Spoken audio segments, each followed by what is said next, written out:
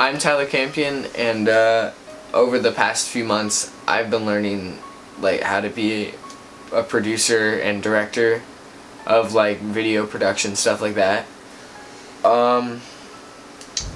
Yeah, I kind of learned like the little stuff and the big stuff about producing, like setting up a studio, you know, like casting, directing it, the whole thing, just kind of being able to make a video without having to like rely on someone.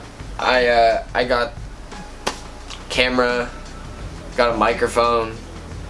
I recently got this. It's a glide cam. It's kind of a professional tool. It helps you stabilize the shot, stuff like that. Got some lenses and stuff like that, but it's just, a lot of it is just in learning how to use it. So I had to learn just like, you know, little small stuff along the way. So yeah. Hello, I'm Daniel Wonderling, and I'm also working on this experiment with Tyler. And I have been working on the more technical editing side of the experiment. And the reason that this came to be was because last semester, whenever I was doing digital media with Tyler, I wasn't his partner, but I was basically stuck doing all of the camera work, and while I didn't like the camera work, I wasn't able to do the editing. And Tyler was stuck doing the editing and wanted to do the camera work, so it sort of like meshed together perfectly.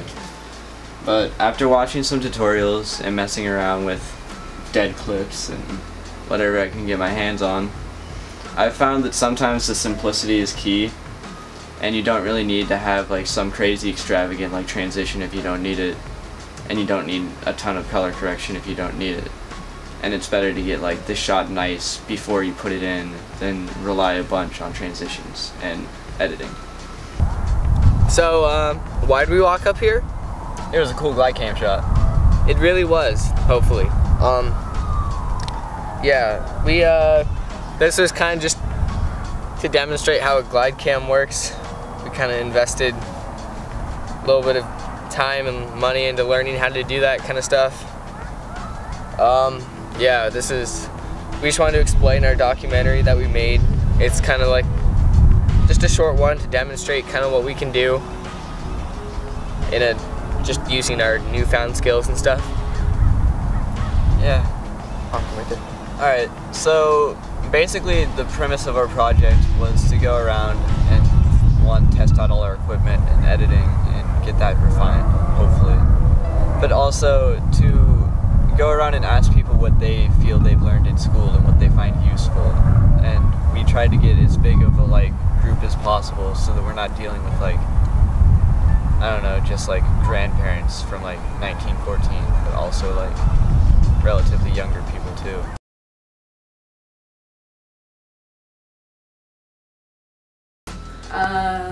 I use basic math every day to calculate like prices online and at the grocery store.